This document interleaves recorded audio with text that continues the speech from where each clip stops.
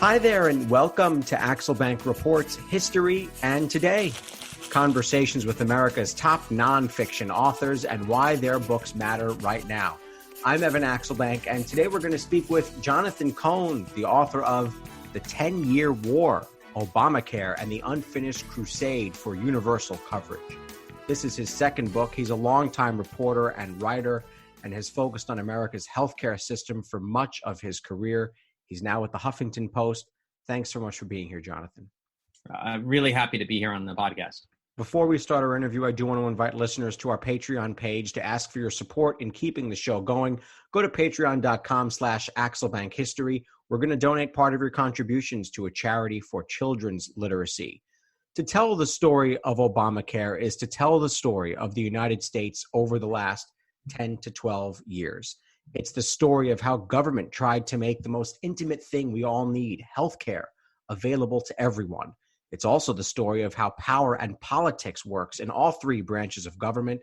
It's the story of grassroots groups up against one another. It's the story of how elections have consequences. It's the story of how political parties ebb and flow. It's the story of compromise, both with opponents and of one's own ideals. And it's arguably one of two pieces of legislation that Donald Trump failed to erase from Barack Obama's legacy, the other being the bailouts of 2009. So, Jonathan, when and why did you decide to try to put this story, so many stories, into one book? So the truthful story is that the idea, as you said, I've been covering healthcare for a long time, and I'd written about the problems of our healthcare system leading up to the election of Barack Obama and the debate over the Affordable Care Act. And I remember when I actually have a very distinct memory of the night that the bill passes in the House of Representatives. So it's very late night. It's this very dramatic weekend culminating this big vote. And I remember thinking about it afterwards that maybe I should, maybe it's time to sort of step back and tell the story of how this thing got passed. And I did actually write I used to be at the New Republic, and I did a kind of long, kind of extended outtake on, how they did it, and sort of told a lot of the stories. And I thought about turning that into a book. It quickly became apparent that the story was not over. And I'm going to be honest with you, I didn't predict that. I thought the story, I knew there would be debates, and every country in the world constantly debating healthcare. So I never thought this was going to go away as an issue, but I really didn't think this sort of existential debate over whether this law should exist would keep going. And I think a lot of people in the Democratic Party, certainly you ask President Obama, he'll tell you he didn't think, this thing would linger on as a fight, but it did. And it became apparent that, number one, it was going to continue to be a political controversy. Number two, you really it wasn't clear what you had. What is this thing going to really do? You had to wait a few years to see it play out in the States. What is it going to mean on the ground for actual people? And so I kind of waited, and there were some really great books, which I cite in mine, who kind of, wrote about it. It was really when John McCain does his sort of thumbs down, which I think, most people remember, this very dramatic moment in the Senate. And then following that, the Republicans, that's basically the end of repeal. They do take one more attempt, it fails. And then in the midterms of 2018, they lose their House majority. And at that point, it became pretty clear that, at least politically, we were in a place where I think things weren't going to change anymore. It was pretty clear. The country had sort of rendered a verdict. They didn't, not that the Affordable Care Act was perfect or they liked everything about it, but they didn't want to go back. We now, and you can assess now, you can look at the states and say, well, this is what it looks like for people here in California, and this is what it looks like in Iowa, and, wherever. And so that's when I really decided, it's time to, maybe now is the time to kind of take stock and say, what do we have here? What does it all mean? And what lessons can we learn, both for, healthcare, but also American democracy? This is a case study in how our government works, or does it work? And, what do we need to learn from it? And we are going to talk about how Obamacare went from being a weight around the president's party to a boon to the Democratic Party. So we'll get to that. It was almost like an overnight thing where all of a sudden the polls all flipped and everyone said, wait a minute, you can't take that from us. But going back, how big of a lift is healthcare for all of us in America as seen in the context of other massive political lifts. And so I'm thinking of one healthcare bill, which would be Medicare, but also Social Security. And we can talk about tax cuts, put that in the same group, putting a new justice on the bench. Where does reforming America's healthcare, when I was growing up, Social Security was like the third rail of American politics. You couldn't touch it. Where does healthcare rank in terms of reform in our political system as something that is untouchable for everybody, for the political system? Yeah. So I think at this point, I put it in that pantheon with Social Security and with Medicare. We're awfully close. I don't think it's quite as politically safe. But I do think we have gotten to the point where, the sort of telltale sign is if you listen to how Republicans talk about the healthcare law and how they talked about it in 2020 and 2018. And that's really the proof here, which is they went from constantly agitating, saying this is the worst thing ever, we're going to repeal this thing, to basically trying to run away from it, trying not to talk about it if they can avoid this subject. And if they have to talk about it, the first thing out of their mouth is, hey, we want to protect people with pre-existing conditions too. We're all for that. We don't want to take insurance away from anybody. And, that is actually the way they talk about Medicare, right? There are plenty of conservatives, plenty of Republicans who don't like Medicare because it's a big government program. It's the government stepping in for the private sector. It's redistributive. And yet you don't hear any of them attacking Medicare. They have plans that would undermine Medicare, and they try to pass them, but they're always presented as protecting Medicare. And I think we've seen that kind of transition now with the Affordable Care Act, where they're going to continue to attack it, try to undermine it, try to turn it into something that's more of a conservative program, but they're not leading out with a campaign, hey, we're going to get rid of Obamacare because it's a loser for them. When did the fight for healthcare for all in America start? There are some books that say it started with Teddy Roosevelt and that he proposed something, but you argue that it's more so Harry Truman. Explain why. Yeah. So, there are stirrings. There are early kind of versions of the fight about healthcare in the progressive era involving Theodore Roosevelt. There is something in the platform when he runs in 1912 for president. The real early action is you had a couple states that kind of tried to move in that direction. I'm pretty sure California was one of them. California is always one of them. Right. And it was called compulsory insurance back then. And those early state efforts didn't get very far, in part because the big opposition was from the medical profession. State medical societies were very powerful, and they saw it as an intrusion on their autonomy, an intrusion on their incomes. So what did Truman want to do? So you kind of go ahead in history, and that's really important because it's actually Roosevelt, right, who's he's doing the New Deal and he's doing the Social Security bill, and there's talk why don't we do medical insurance? And it's important to recognize there's a reason it comes up now, which is because this is the first time in history medicine's good enough to be you can charge a lot for it, right? Because before, it wasn't really anything, yeah. Yeah, right. You go back to the 19th century, and there's there's a lot of concern about the cost of medical of illness, but it's all because you're going to get sick, you're not going to be able to work, you won't have a wage. So what do we do about that? So it's really not until the early 20th century when medicine gets good, things like they learn how to use anesthesia and not give people an infection. They can start really doing surgery. And so now for the first time, people actually can't pay their medical bills. And you have a whole, industry popping up, like a hospital industry that it's got a bunch of wards full of patients who can't pay them any money, so they're going to go bankrupt. So there's this need to do something. Roosevelt thinks about it, and the reason they don't, historians tell us, is that they remembered what happened with those state efforts. They're very worried about the medical profession, kind of coming against them. So Truman, but they don't give up on it entirely. They talk about it, and Roosevelt, a year or two before he dies, actually kind of renews a call for it. And Truman comes in, and Truman decides this is going to be his big thing. I'm going to do national health insurance. And he proposes it. He urges Congress to pass a bill, and it runs smack into the AMA, the American Medical Association, which says this is socialism. It's gonna ruin America. There's other opponents of it. Republicans, at this point, like they're kind of at peace with the New Deal welfare state, but they don't want to add to it. You have Southern Democrats who are already kind of, for a variety of reasons, a lot of them tied to race and who, what's going to mean for integration, are already kind of wary of this, and they just can't get it through Congress.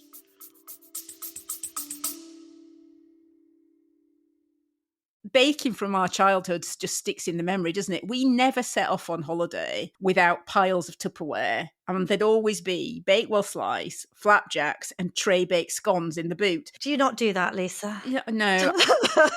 Sadly, I do not stack the Tupperware in the back of the car when we go off on holiday. Oh. Welcome to Small Ways to Live Well, a new podcast from the Simple Things magazine. Season 2 is a pick-me-up tonic that helps us make the shift from winter to spring. A 6-week suggestion box full of things to note, notice and enjoy about the season. Search for Small Ways to Live Well on your podcast app.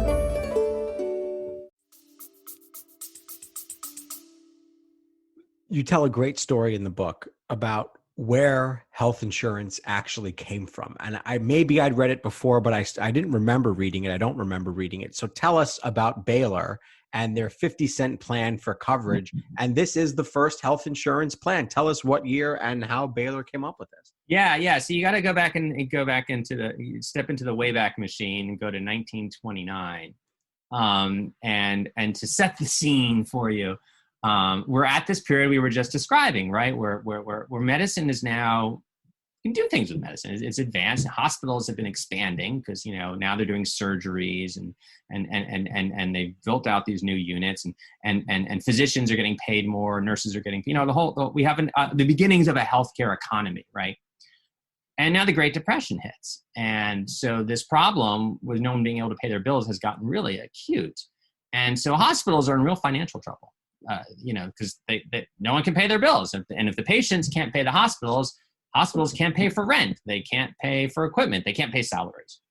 So in Dallas, Baylor Hospital hires a new administrator. And he used to be, his job immediately before coming to Baylor Hospital is he's superintendent of the Dallas, Texas school system.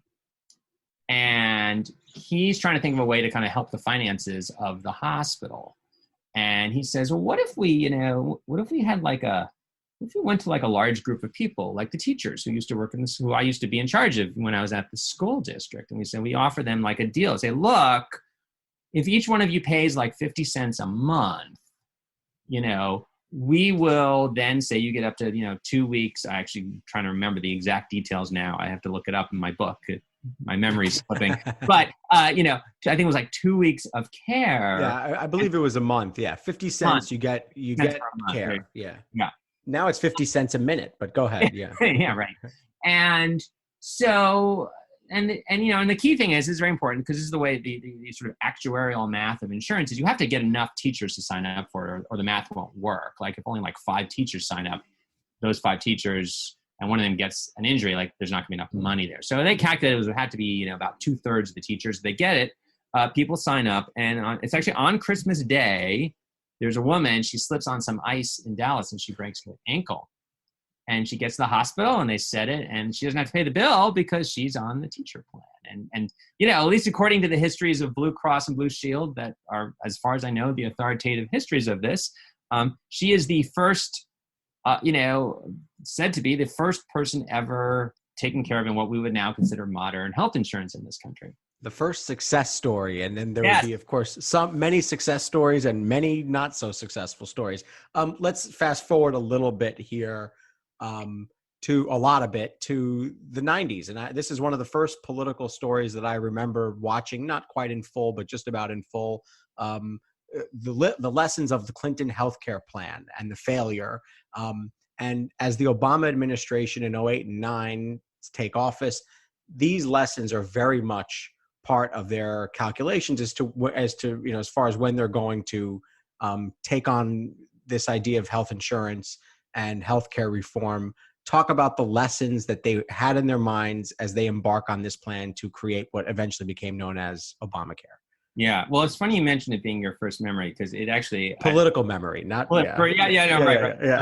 So I'm probably a little older than you are, I'm guessing. So it was not my first political memory, but it is like the first big political fight of me, like as a journalist. I was right out of college when this all started. So in some ways, my book begins there, and actually, the book in that sense really spans my professional life. And again, just to set the scene for people, because it's been a while. I think a lot of people either if they were alive, they don't remember it. They weren't alive then.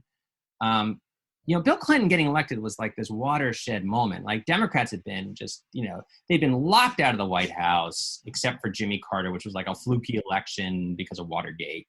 Reagan had come to define the era, and Reaganism, right? There was Democrats couldn't win a national presidential election. In general, the sort of the currents in American politics were like anti-government spending, pro-business, pro-private market.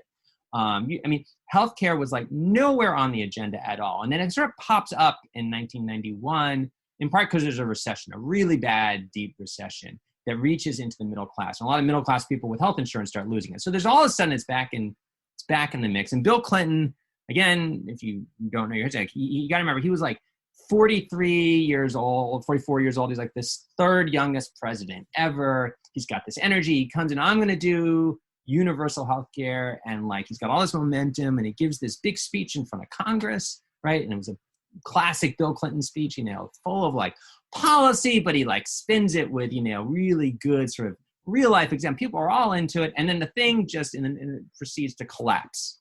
Not only do they fail to pass the healthcare bill, nothing passes, but it's a political catastrophe. And Democrats lose both the House and the Senate in the 1994 midterms.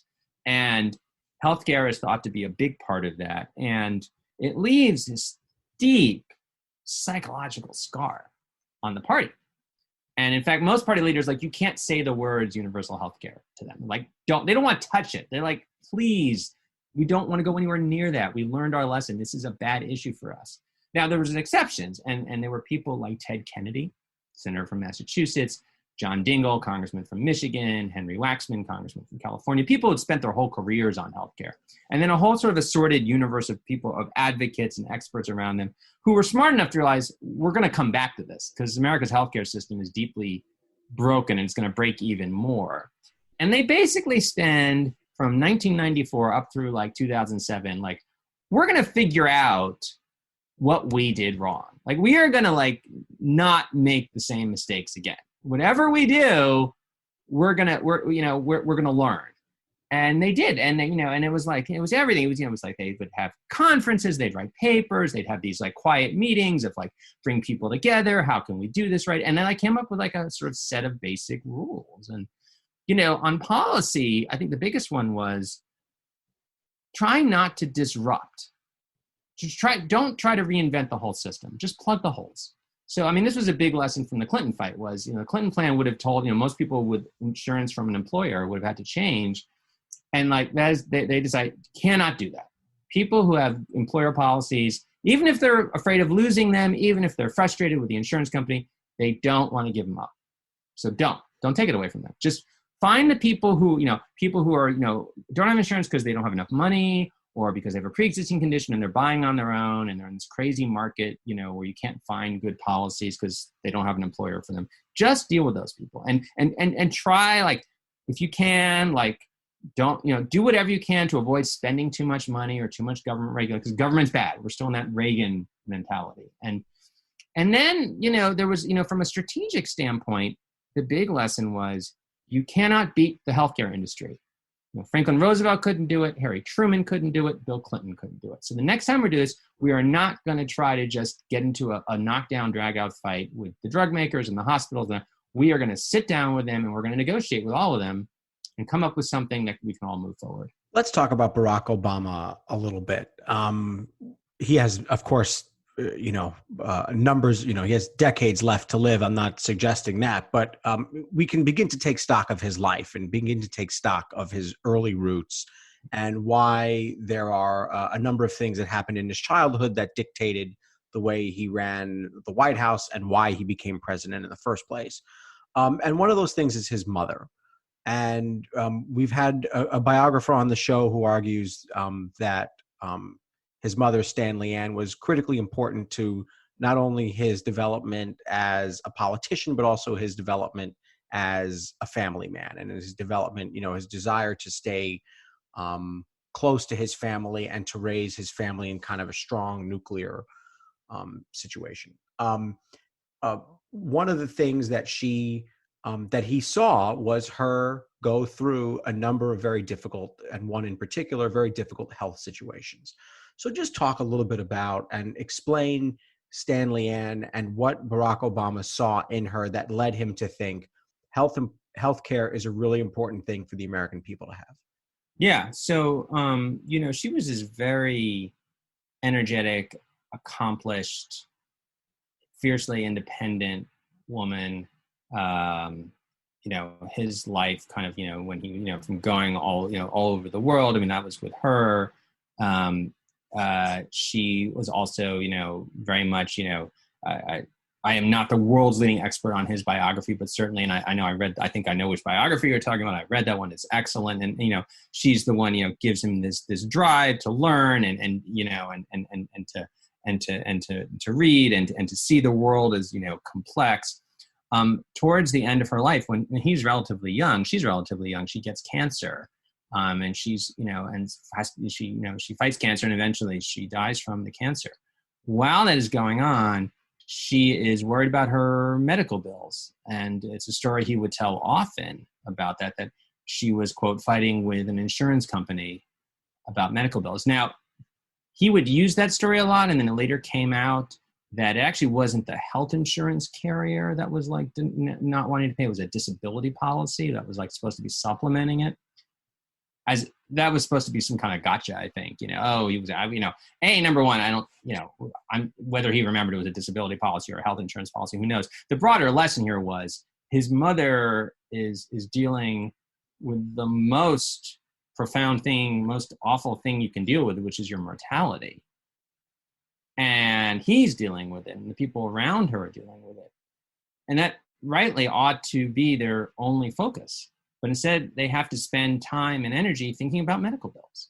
And I think that is, I always say, people say, why do you believe in universal coverage? Why do you think healthcare should be a right? And I always say, big reasons, I think, if, as a society, we can't stop people from getting sick. We can't stop people from getting injured. And we can't always cure people, right? We can't, whatever. What a society can do is say, look, this is going to be hard. We can at least spare you the problem of having to figure out how you're going to pay for it. That, we can take that off the table. And that's what every other enlightened society in the world does. We're the only one that traditionally hasn't. And even today, for a lot of people, still doesn't. There's this incredible quote that you have in the book where one of the members of the Obama administration, I don't remember who, said, we just said that healthcare thing at the beginning just to make news. When we're starting to do our administration here and put things together, he just kind of said it one day, and it became a headline, and Obama's going to take on healthcare. So I'm using that quote to set up the question, where was healthcare when Barack Obama took office in 2009? You wrote, if American healthcare hadn't been in such desperately bad shape, if so many people hadn't been suffering and in need of help, reform would not have had the support it needed to make it through the political process. So where was American healthcare in 2009? Yeah. So, 2009, and that quote's from 2007. It's about an episode in 2007, in January of 2007. He's just, Obama has just announced the formation of his committee that he's going to run for president. He's speaking at a conference in Washington, D.C. by a group called Families USA, which is kind of like the big advocacy group for expanding healthcare. And he makes this pledge and says, the next president of the United States, the first term, will sign a universal, I believe should be the goal of the next president by the end of the first term to sign universal coverage. And as it turns out, that pledge, that was not super, there was barely a campaign going on. So I remember asking, so did you guys, you must have really thought that through and litigated this whole, whatever. They're like, not really. Yeah. The honest truth is, he had a long history on this issue, right? Obama, going back to the Illinois State Senate, there was no question that he was committed to universal health care. His whole MO was we should do bold things. So, it fit that he should do it. It wasn't like it came out of nowhere. But at the same time, that is kind of a marker to put down. And, if you know how politics work, usually when you put down a marker, like there is a lot of advanced deliberation. This one didn't have that. I mean, they were just like, he kind of needs to say something. And they felt like, well, first term is vague enough. It's not, if he has to wiggle out of it, he can. So, where healthcare was at that point, we've kind of come full circle from the Clinton plan before, which we were talking about a few minutes ago.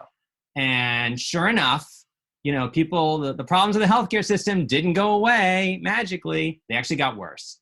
And in addition to that, the whole Democratic Party universe has been working towards sort of pushing for this moment. And they have worked out amongst themselves a kind of common vision for how they're like, okay, we think we have a way to do this, a strategy and a plan that can actually survive the political process and get through. And by the time Obama in 2007 is running for president, that consensus has like gelled.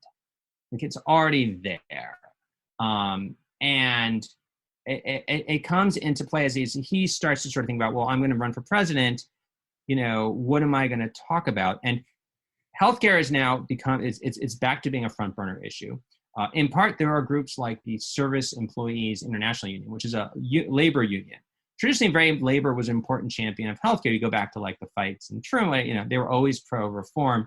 Interestingly, they'd kind of, some of that enthusiasm had waned over the years because in general, the big industrial unions had pretty good benefits for their workers. So it was less urgent, but this new union, SEIU, they represent janitors and security workers. People don't have good health insurance. So it's really important. And they basically said to every Democratic candidate, if you want our endorsement, you have to have a universal healthcare plan or we're not even talking to you. And SEIU was hugely important. So you had this push from Democratic interest groups. It was a big issue. You had this consensus gelling. And then you had a presidential campaign with 3 candidates, leading the pack, which was, I don't remember this name, but John Edwards, who was a senator from North Carolina. I know they remember the other one, which was Hillary Clinton, and Barack Obama. And actually, Edwards was the first one out of the gate. He's like, he wanted to be the progressive candidate. So he puts out a healthcare plan, and there was a big sense in the Obama campaign, they had to match that. Like it was like a bid. Like you couldn't underbid what Edwards had done, or you wouldn't be taken seriously. And then, of course, Hillary Clinton was going to do that, but she was like Hillary Clinton. Like everyone knows Hillary Clinton's going to do universal coverage because she's Hillary Clinton. And pretty quickly at that point, you're into the 2008 presidential cycle. It's number one issue in the Democratic Party. And it's like this is going to be at the top of the agenda. I don't remember if this was before the bill passed or afterwards, but I remember the first time I heard the word Obamacare, and it was a Republican operative in Rochester I was a reporter in Rochester at a TV station there, and they asked me if I would be covering a rally to oppose Obamacare. I remember he said this whole Obamacare thing, and it took me a second to figure out, he's talking about the healthcare reform thing. Obviously, this was used as a pejorative at first. How did the war against Obamacare start? Was it against healthcare reform or was it against him? Yeah. Well, I always my one-liner on this is always that the opposition to Obamacare had as much to do with the Obama part as the care part. As the care, right? Right.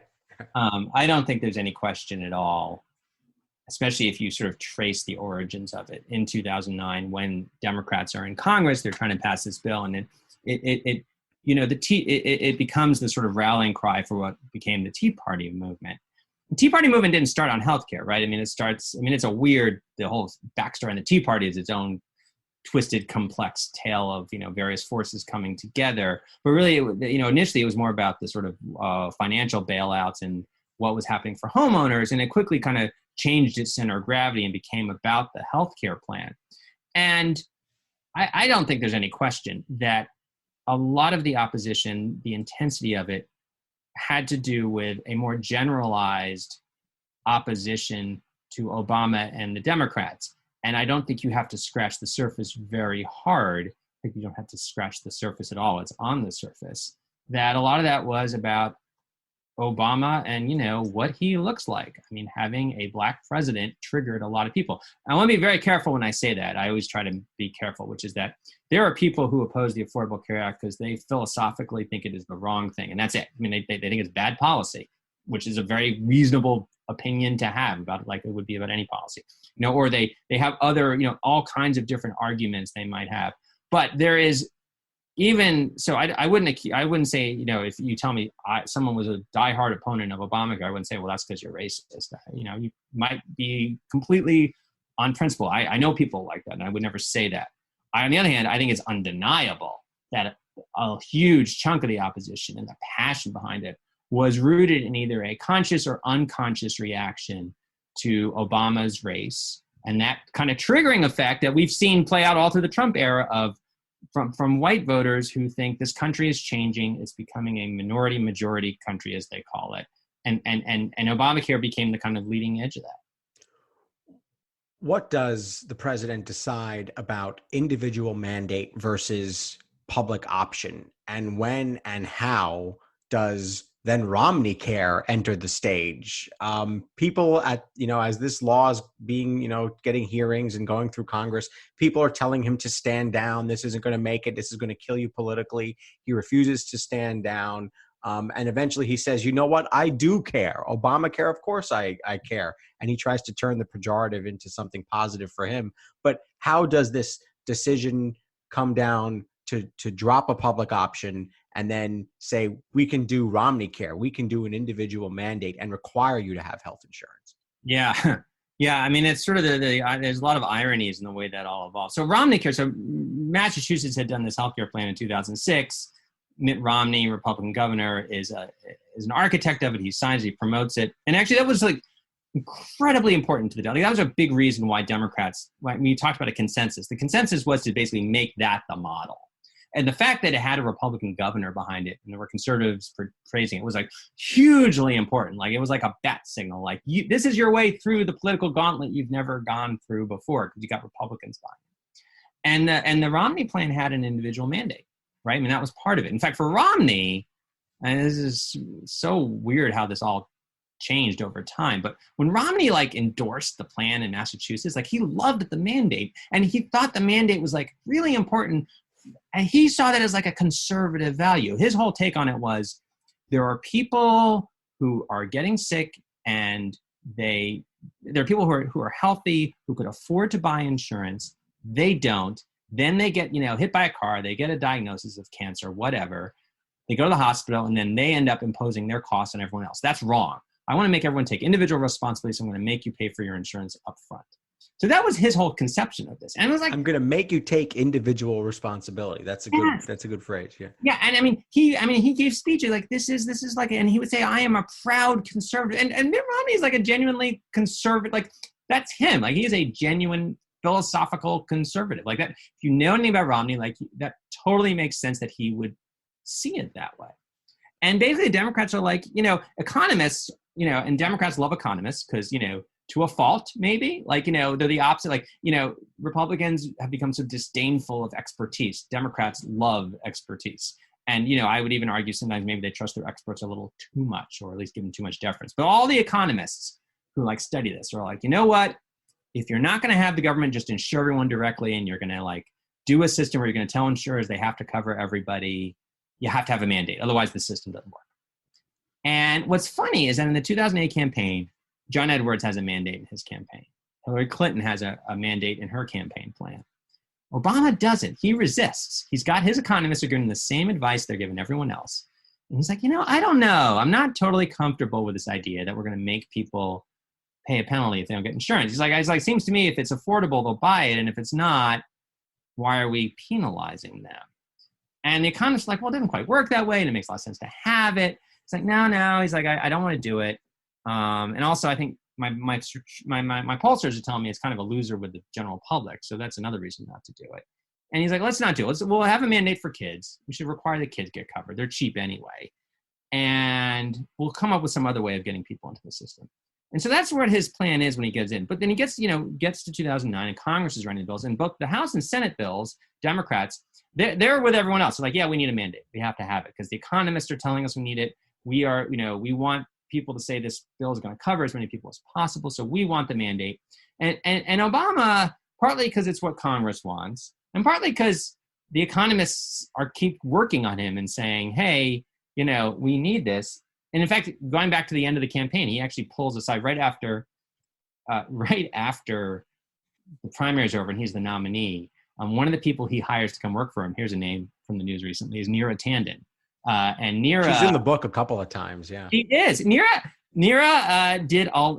She is among. There's a lot of people in this book who's not so much her anymore, but are relatively anonymous to the general public, but who played a critical role in this thing becoming law.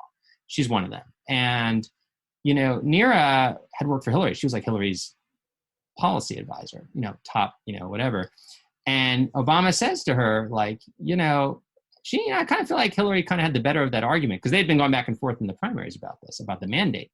And Hillary was like, you don't have a mandate, your plan's not as good. And Obama's like, I don't have a mandate, my plan's better. And he kind of confides to Neera that like, yeah, you guys made pretty good arguments about that. Maybe we'll come around. So he ends up endorsing the mandate somewhat reluctantly, but not even reluctantly, but sort of in a kind of, yeah, we'll do this. And then there's the public option. I mean, that's a whole other like, That's saga. But ultimately, the public option goes away. The president basically relaxes his push for that. And then the bill does pass. There's this incredible sequence where Ted Kennedy dies. He's replaced by a Republican. They think they've lost the 60th vote. They wind up finding 60 votes. And I remember I was sitting on like an airplane or something and watching on the TV on the seat in front of me when Obamacare passed. And I remember thinking, wow, like, they actually did it. This is the biggest law that I've probably ever witnessed passing. I mean, maybe you could look at the Medicaid drug expansion or something like that, or there really aren't many others that are on par with the size and scale of Obamacare since I can certainly remember. The Iraq War vote, that was a big deal in Congress, but beyond that, there really wasn't. There really hasn't been much else in my lifetime. So the bill passes.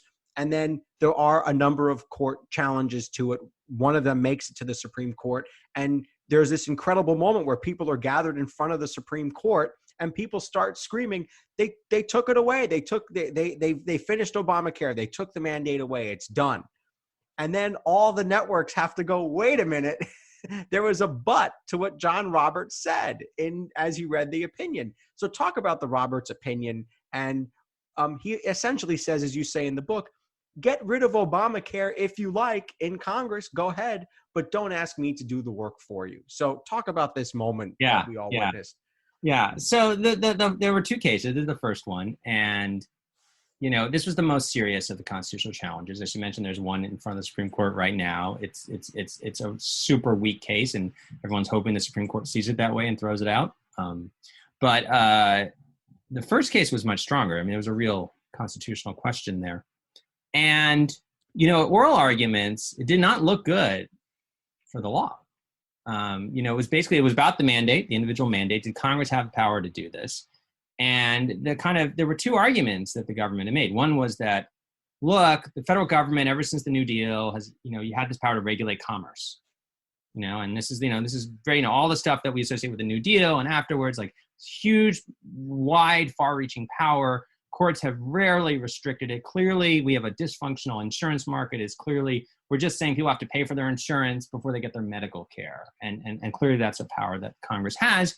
And then the second argument was, by the way, it's not like you get thrown in jail if you don't have insurance. You just have to pay a fine. And the fine is on your taxes. So it's a tax. And it says right in the Constitution. Congress can tax. Yeah. Now, I will say, like, all the kind of attention and spotlight in the lead up to the case was on the commerce side, because that was more intellectually interesting, frankly. And the tax thing didn't get a lot of attention, although it was always there. They made the argument that justices sounded super skeptical and like they were ready to throw out the law. And in fact, based on reporting from a couple of journalists who looked at it afterwards, the way the Supreme Court works is the justices on the Friday after oral arguments, they meet in what's called a conference. And it's justices only, no clerks. And at that time, there were 5 conservative justices. Roberts is the chief. And the other 4 are Thomas, Scalia, Alito, and Kennedy. And some combination of those 4 walk out of that conference thinking they've won, thinking the law is going to get thrown out. It was just a kind of question of were they going to throw the entire Affordable Care Act out or just part of it. It's not clear exactly what happened, but Roberts at some point decides that is not what he wants to do. And we can argue the only person we'll ever know if he ever changed his mind, quote unquote, or was always thinking this is John Roberts. Maybe he'll write his memoir one day. There's a biography of him that kind of hints at it, and that's probably the closest we'll get. So he's reading the opinion on the bench. And it was actually as dramatic as it was outside, it was even more dramatic inside. I interviewed one of the people I interviewed in the book is Don Verrilli. So he's the Solicitor General who argued the case. And I actually interviewed also one of his associates, Joe Palmore, who was a junior lawyer in the department. And they both sort of told a very similar story of like sitting and listening. And the way, they read like a summary of the opinion, the justices. So Roberts is reading the opinion and he's going through and he's saying basically this Commerce Clause argument is wrong. Like, no, you can't do this. Sorry, federal government. If you think the mandate is constitutional because of the Commerce Clause, you're wrong. We disagree with that. So that sounds like game, set, and match. And like Verrilli describes sort of like slumping in his chair, everyone's ever. And then like there's these magic words, and I don't remember the exact words. I have to go back and look it up, but it was something like, there is also a second argument, and immediately Verrilli's ears perk up because he's because immediately Roberts starts talking about the fact that, there's another argument here. And he immediately recognizes that, there's more to this. And Roberts comes out and says, hey, guess what? It's a tax. This thing lives. And it was this amazing reversal, not just because of that moment, but because basically I would say I was in the courtroom for all 3 days of oral argument. Everybody thought the law was gone. I mean, that was all the body language. The conservatives were just breathing fire at the government lawyers. And so it was such a turnaround. It was so dramatic. And then there's a second case afterwards, which is not as close. And that was really the one where I felt like if you read the decision after it, the first decision was all messed up. Was that one of the reasons people think that Roberts changed his mind is that there's a bunch of different dissents and they refer back to each other. And it seems like there were some typos and like opinions had changed. The second opinion is very clear cut. It's relatively short for a Supreme Court opinion of this nature. And I think that was basically, it was a more far-fetched case. And I felt like the message was pretty clear at that point. Chief Justice Roberts is saying, hey guys, I'm a Republican, I'm a conservative, I don't like this healthcare law, but like, I'm not going to get rid of this thing for you. That's you across the street in Congress.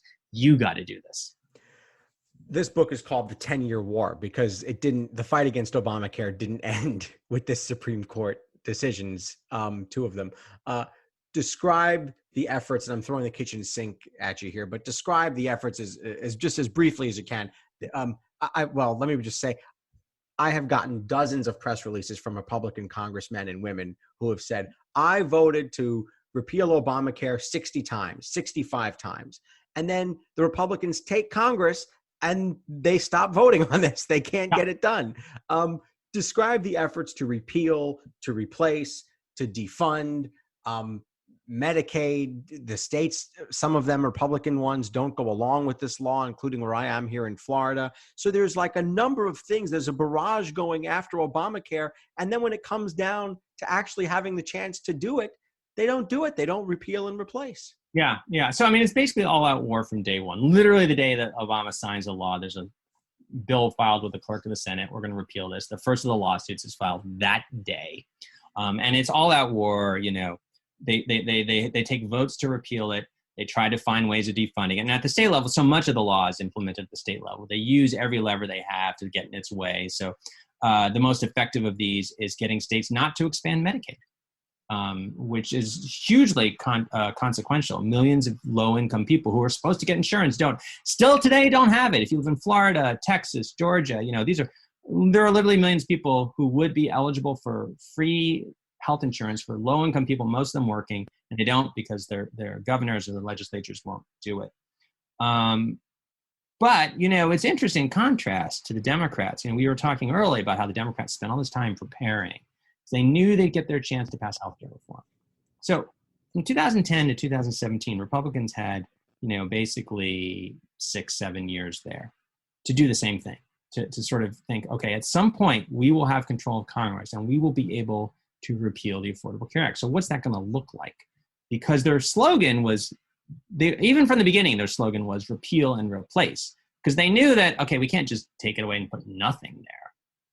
And the thing was like, they didn't do any of the work. I mean, there were bills and there were like think tanks that churned out proposals, and there's a small number of serious people on the right who think about this. But they didn't go through any of the efforts of like really sitting down, like, well, what's this thing going to look like? How do we get through Congress?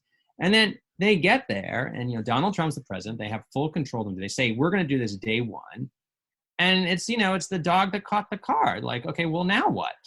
And they are like, they haven't even made basic kind of concrete decisions over, what the replacement is going to look like. The broadest decisions, like, is it going to have a tax deduction to help people get healthcare, or a tax credit, which is really important because a tax credit goes to poor people and a tax deduction doesn't. And are we going to do something? Are we going to change Medicaid or not? I mean, these really big fundamental decisions, they hadn't worked out. And then on top of that, they decide, partly because of what they saw Obama and the Democrats go through, they're going to lightning fast, just push this through Congress as quickly as possible. Don't get bogged down in negotiations with anyone. Don't try to work with the interest groups.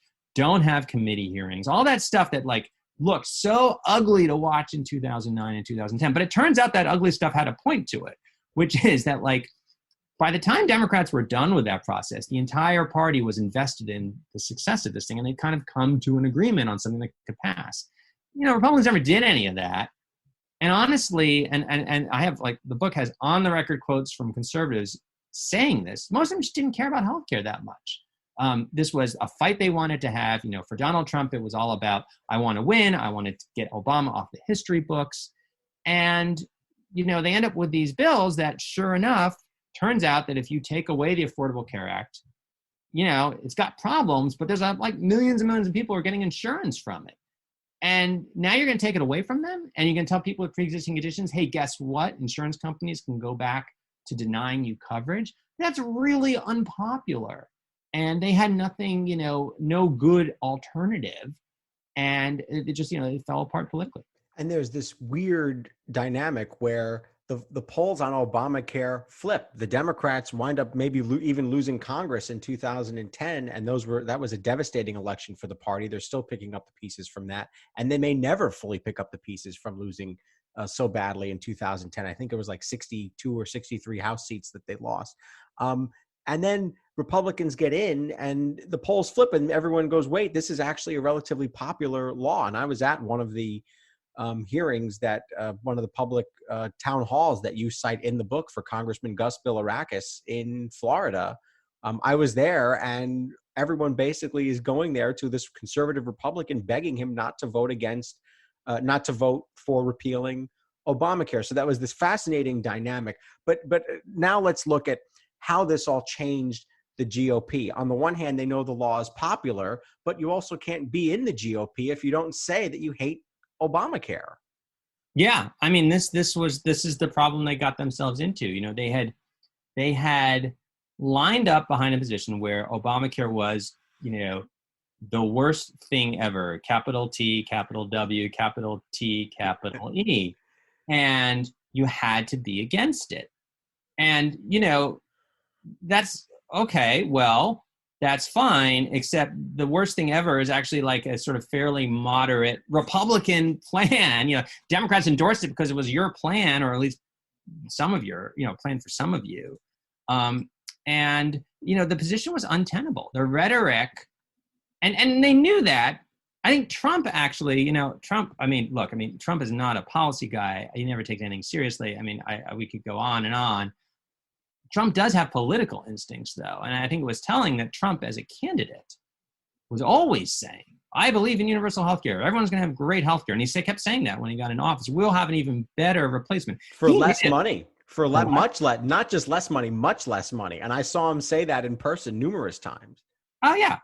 And it wasn't like, he didn't come out of nowhere. I mean, Republicans had always said those things, but the Paul Ryans of the world are sophisticated enough to know how to present it in a slightly different couched way, that that way politicians talk that's mostly not true, but you can't quite say it's a lie, and there was always the little caveat and a little shading here and a little shading there. But Trump didn't talk like that. Trump just very blunt says gives the most high exaggerated volume version of whatever he's thinking at that moment. So he kept saying it's gonna be great healthcare for everybody. And that's not what they were proposing. I mean, you could make a totally coherent intellectually honest case for what Republicans wanted to do on healthcare. I know lots of conservatives who will make an honest argument consistent with their values and understanding of the world, why it's better, and that's at some point it comes down to your values, what and your judgments about policy and what works better. But you just can't credibly say that their plans were going to give more people insurance for less, because that just wasn't true. Talk about the biggest thumbs down in American history. Before we wrap this up with a couple of recap questions, talk about John McCain and why he voted no. Yeah. So, I remember watching that. Count me among those who thought it was done. I did not see that coming. And I still think it's one of the most, if not the most dramatic moments I've ever seen in American politics, because it was very unscripted. There was this assumption, the Republicans had gone through all kinds of torture to get as far as they could. The House eventually, the House they had to pull a bill, and they brought it back and they passed it, went to the Senate, and McConnell, as the majority leader, keeps bringing up bills, they keep failing. He's finally, found a path through where it's his, quote, skinny bill, which doesn't really do much, but that's okay, because the whole idea is that the Senate will pass something, then they'll negotiate with the House and they'll come up with an agreement. And, the whole world assumed that McConnell wouldn't call that vote if he didn't know he had 50 yes votes. And to be fair, I know at least, I heard from people who were in the Trump administration, their understanding from McCain was that he was leaning yes. They thought he was a yes vote. And just remember, there's 52 Republicans at this point. So they're doing it through reconciliation, so they need 50. And Susan Collins has already said no, she's not doing it. And Murkowski from Alaska has said no, she's not doing it for their different reasons. So they can't lose anymore. McCain's going to be the 50th vote. And the thing was, I heard later, actually interviewing Joe Lieberman, of all people, who famous for killing the public option back in 2009, he was very close with McCain. And he said McCain had called him about a week before from Arizona and said, yeah, I don't know if I really like this. I'm thinking of voting no. And McCain had given a speech where he said he was very uncomfortable. It wasn't, unlike Murkowski and Collins, who I think were really more concerned with the effects of repeal. They're like, I got constituents, they're going to lose their insurance. For McCain, he's pretty conservative in his beliefs in terms of policy, but he was a sort of old school institutionalist. Like, he thought Congress should operate a certain way. And I think it really bugged him, the fact that Republicans were ramming this through with no committee hearings. And he said that. And I don't think anyone took him seriously, but I think he just became convinced this was the wrong way to legislate. And I quoted a Republican aide who remembered watching, there was a press conference a few hours before that he appeared at. And I remember and this aide was saying, I'm watching McCain, and he's just got this quizzical look on his face, like, this thing is so dumb. I have to kill this, because otherwise we're going to just do something really stupid. And I just think he got fed up. I don't think it helped that, the man trying to convince him to vote yes is Donald Trump. Right. And also he had brain cancer too.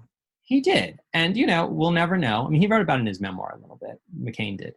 But, I do think, I have to think, I'm speculating, I have to think that, knowing that your time on earth is coming to a close, it puts things in perspective, and you think a lot, probably more. What do you want to be remembered for?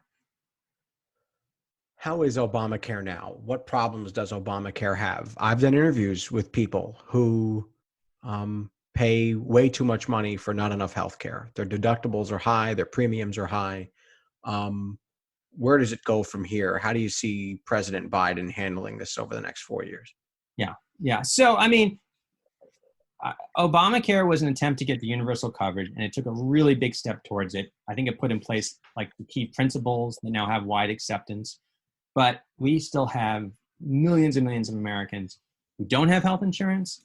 We have a whole second category of millions and millions of Americans who have insurance, but they have the deductibles you're talking about, or the premiums are super high and they can't afford their medical care either. So we have a long way to go.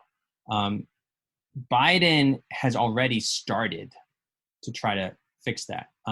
There's some small things they can do through regulations, and that's underway. It takes a while to pass get a regulation written. They're working on that. The COVID relief bill has a really big boost that sort of for people who are buying coverage on their own, through healthcare.gov, or if you live in one of the states that runs an exchange like California or New York or Kentucky, there's going to be a big boost in the amount of financial assistance you get. Really, something that Obama and the Democrats always wanted to do after the law passed, because they knew it was underfunded. They knew that to get the thing through Congress, they'd have to cut back. And it's like, okay, you end up with a lot of people like the ones you're hearing from who have these high deductibles. And the way you fix that is you say, all right, instead of getting a $2,000 tax credit to offset your healthcare costs, you should get a $4,000 tax credit. So the COVID bill does that. The asterisk is it's only for 2 years. So they're going to have to try to make it permanent if they want that to stick. And they will try to do that. And if they succeed at that, then I think the next step is, and this is really important, they want to be able to say, for people who, right now, to buy one of those plans on like the exchanges on healthcare.gov, you have to be like an independent, small business owner, or you have a part-time job. If you work for a big company that offers you insurance, you can't get the discounted insurance. They want to make it so that anybody could get an insurance policy through the exchanges. And that would help a lot of lower income workers who, I work for a company, my company offers benefits, but they're too expensive, I can't afford them.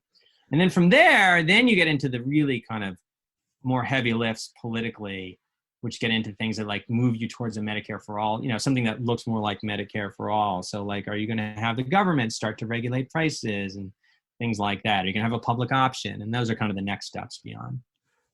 When will I'm asking you to tell the future here, and asking you the million, or if not the $1 billion question.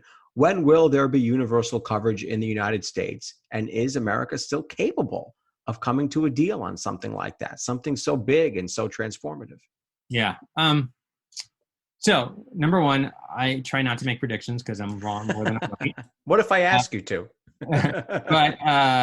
So I think, if I had to bet, I think we will, can I use a mathematical term? You can use any term you want, as long as you tell me we're going to be, as long as you give me a firm answer. No, I'm kidding. Yeah. What do you think? I think we will approach universal coverage asymptotically. Okay, I don't know what that means. And I'm hoping I got that right. My wife's a professor, like engineering professor. My son is studying math in college, so they're going to make fun of me if I got this wrong. But what's the word? Asymptotically, like an asymptote. So like you approach something gradually, and as you get closer, like you slow down. So like you will get to very close to universal coverage, like maybe not for in the foreseeable future, get there, but we'll keep getting closer and closer and closer. I think that's probably the way it happens in America, because to just do it in a big bang, one big jump is just, I don't think it's impossible, but that requires some fairly significant changes in the way our government, the way Congress works.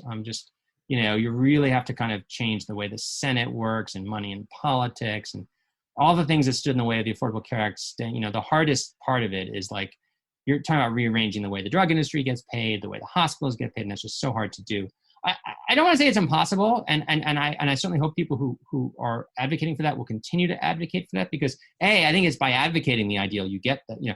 I'm one of those people who believes that like you should say what your final goal is and push for that, and if you have to compromise at the end, then compromise. But keep your lofty goals. But also, look, I didn't think they would be able to pass a $1.9 trillion COVID relief bill. I've been pleasantly surprised at how effective that is. So maybe we're entering a new, maybe the political equations have changed a little bit. Maybe the constraints, maybe they can do more than seemed possible in the last 10 years. So far be it for me to undersell the potential.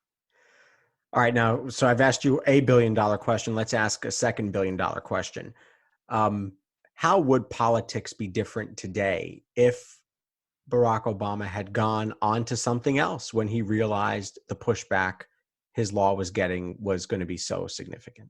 Yeah. So this is an interesting question, because there was a lot of second guessing afterwards, right? In fact, I remember one of the things, this isn't in the book, but I remember it was someone who worked on healthcare in the Obama White House and told me afterwards, they'd also tried to do climate change in 2009.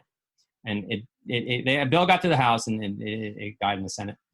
And this person described how and then of course the midterms they lose, and so that's it. They can't legislate. Nothing big is going to pass. And this person described to me the fact that whenever they saw people from the climate team at the White House, they'd put their head down and feel a little embarrassed because they knew the climate people were we used all our political capital on that healthcare plan, and now we can't do climate. I don't actually think it would have made a difference. I think at the end of the day, healthcare went forward because the Democratic Party wanted it to go forward, because it was ready to go forward. It was mature as an issue in a way that, say, climate was not. If I was going to rewrite the history of 2009 in a way to get a better political outcome, I'd focus on the stimulus. Like, I think that's where the error is, a bigger stimulus. And also, I do think, and this is not my lane in terms of my expertise, so I will defer to others if they have good arguments for why, but I do feel like getting tougher with Wall Street, both substantively and rhetorically, which was something Obama never wanted to do as much as he did, would have helped. I think those bankers got off pretty easy, and I think I'm not a believer in vengeance, but I am a believer in accountability. And I think if you want to rerun 2009 to get a different outcome, probably more there than on healthcare. But even there, to be honest with you, this thing I really have decided is like, and I've been thinking about it a lot in the context of how well Biden is doing, which is remarkable. And I think they've done a great job so far, and they've learned a lot. Jonathan Cohn, author of The 10-Year War, Obamacare and the Unfinished Crusade for Universal Coverage. Thanks so much for joining us. Thank you. That was a lot of fun. Certainly check out that book and also his writing at Huffington Post. He's also on Twitter at Citizen Cohn. I do want to invite listeners to our Patreon page to ask for your support in keeping the show going. Go to patreon.com/AxelBankHistory. We're going to donate part of your contributions to a charity for children's literacy. And thank you for listening to Axel Bank Reports History and Today, conversations with America's top nonfiction authors and why their books matter right now. Be sure to check us out on Facebook, Twitter, and Instagram at Axel Bank History. We update those with clips from the show, guest announcements, and book recommendations. We'll see you next time. Thanks.